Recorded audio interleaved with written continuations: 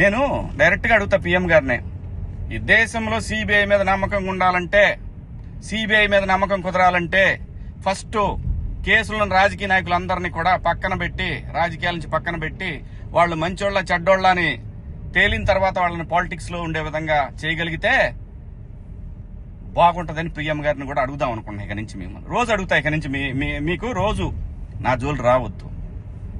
నేను నా బతుకు నేను బతుకుతున్నా, నిజాయితీగా బతుకుతున్నా.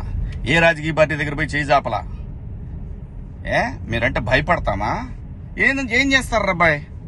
మీ గవర్నమెంట్ ఉన్నప్పుడే ఏం చేయలేకపోయారు. నన్ను ఎందుకు చేయలేకపోయారు తెలుసా? పైన నేచర్ ఒకటి ఉంది అబ్బాయి.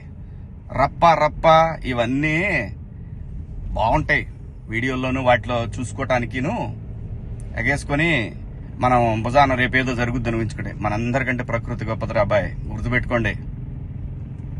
అయినా వ్యవస్థ గురించి ఆలోచించాలి కానీ ఎవడో ఒకటి డబ్బు సంపాదించుకుందాం జనం మీద అని వాడి కోసం వాడిచ్చే 1000 రూపాయలు, 4000, 10,000, 20,000, 1,00,000, 2 లక్షల రూపాయల కోసం ఎంతమంది భావితరాల భవిష్యత్తు ఆడుకుంటారా? మీరంతా బుద్ధి ఉందంటారా మీకేమన్నా? మనందరం ఏమి లేకుండా ఇంత దూరం వచ్చాం కదా. మాట్లాడుకున్నారా బాయ్? రేపు నుంచి మాట్లాడదాం మీ నాయకుడి గురించి, మీ పేటీఎం బ్యాచ్ గురించి. ఇంకా ఉన్నారు తీస్తా. ఇప్పుడు దాకా సైలెంట్గా ఉన్నా నేను. మీరు నా బతుకు దాకా వచ్చారు చూసారా? ఒక్కొక్కటి చూద్దాం, మాట్లాడుకున్నారా బాయ్?